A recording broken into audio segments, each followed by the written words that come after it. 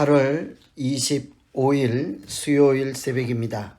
오늘도 아침 일찍 일어나시고 말씀으로 기도하고 또 새벽을 깨우시는 우리 모두에게 하나님께서 새벽에 주시는 특별한 은총과 또 우리의 영혼을 깨우시는 복된 새벽이 되기를 간절히 기원합니다. 오늘 우리가 함께 기도하실 말씀은 요한복음 20장 11절부터 18절까지 말씀입니다.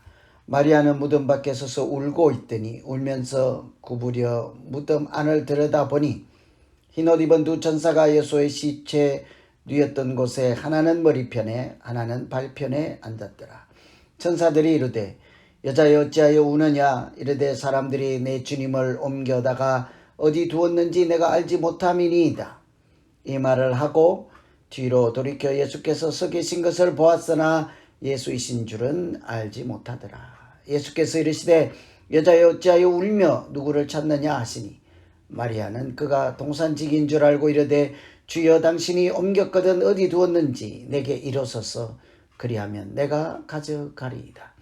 예수께서 마리아야 하시거늘 마리아가 돌이켜 히브리 말로 라보니 하니 이는 선생님이라는 말이라. 예수께서 이르시되 나를 붙들지 말라. 내가 아직 아버지께로 올라가지 아니하였노라. 너는 내 형제들에게 가서 이르되 내가 내 아버지 곧 너희 아버지 내 하나님 곧 너희 하나님께로 올라간다 하라 하시니 막달라 마리아가 가서 제자들에게 내가 주를 보았다 하고 또 주께서 자기에게 이렇게 말씀하셨다 이르니라. 아멘. 오늘 이 말씀은 안식일이 끝나고 제자들이 베드로, 요한, 마리아 이런 제자들이 예수님의 무덤을 찾아갔을 때 예수님 만나고 또 그 비무덤에서 일어났던 그런 내용을 다루고 있습니다.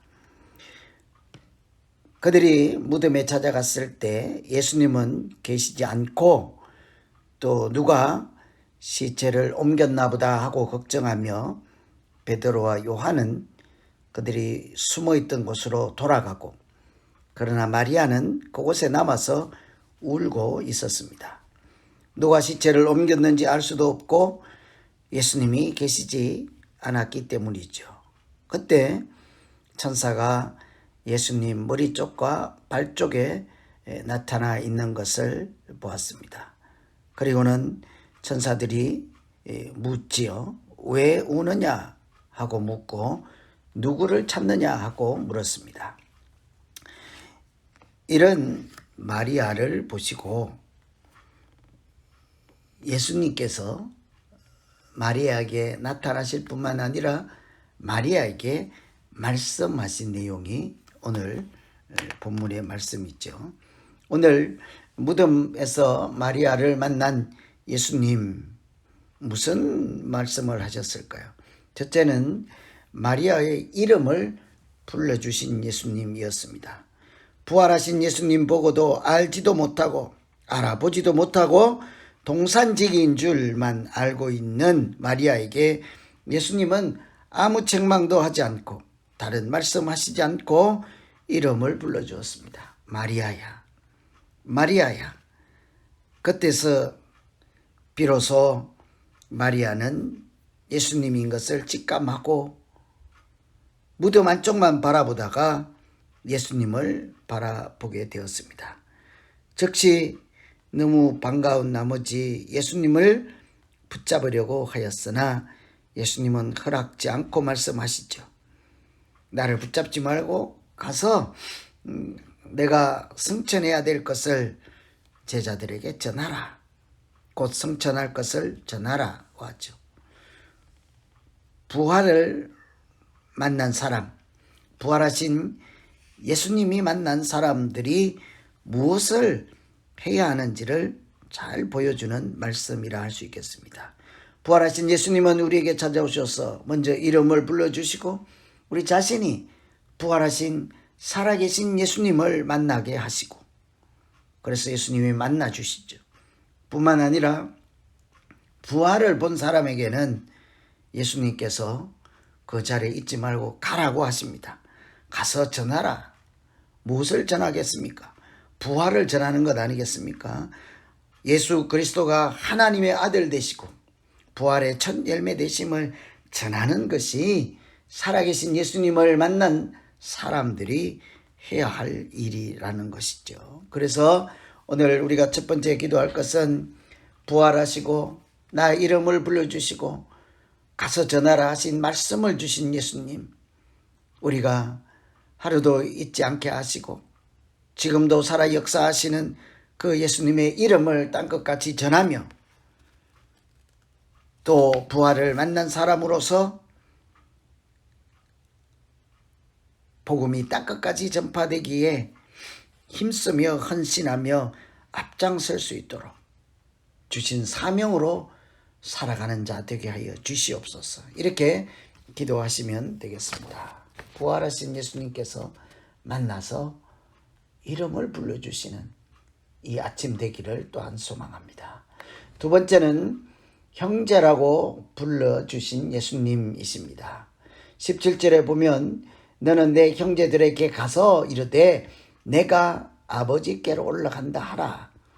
얼른 지나쳐 읽으면 잘 보이지가 않습니다. 그런데 너는 너의 형제들에게 가서 내가 곧 예수 그리스도가 하나님께로 올라간다고 전하라. 이렇게 얘기하지 않았죠.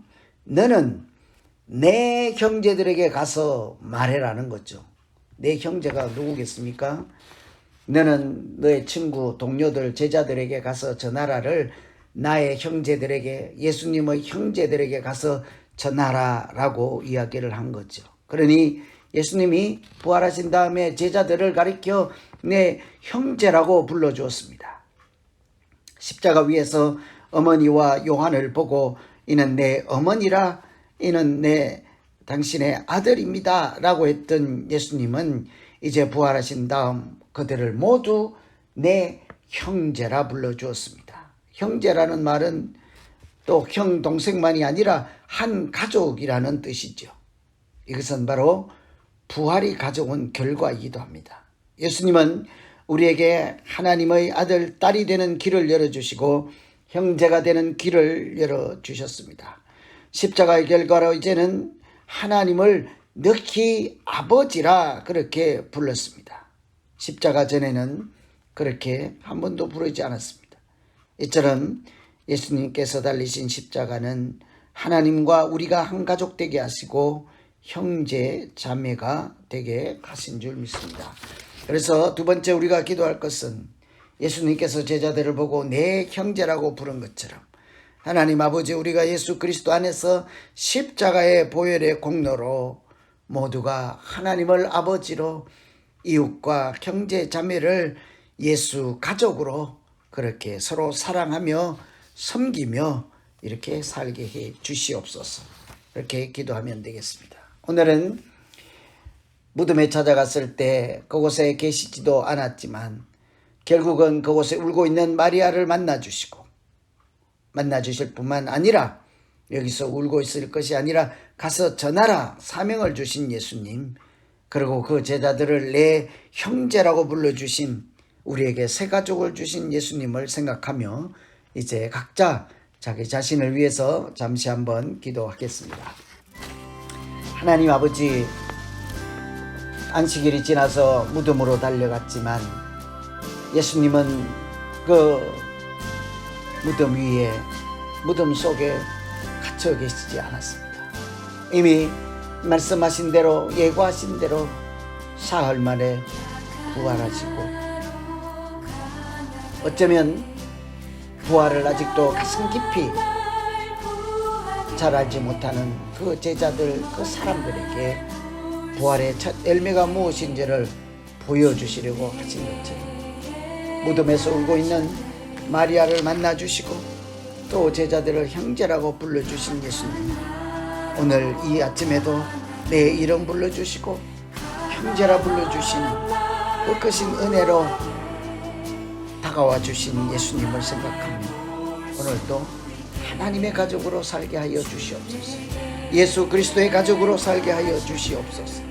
내가 부활하신 예수님을 붙잡고 있을 것이 아니라 가라 전하라 하신 예수님의 말씀을 기억하며 우리 제자들을 모두 하나님의 가족으로 여기며 복음 안에서 참으로 아름답게 살아가는 오늘도 되게 하여 주시옵소서. 빈 무덤 가운데서 예수님께서 누워 계셨던 그 자리만 바라볼 것이 아니라 돌이켜 살아계신 부활하신 예수님께 눈을 맞추게 하시고 방향을 틀게 하시고 소망을 두게 하여 주시옵소서. 예수님 이름으로 기도하옵나이다. 아멘. 각자 계속해서 개인적으로 더 기도하시겠습니다. 죄 신경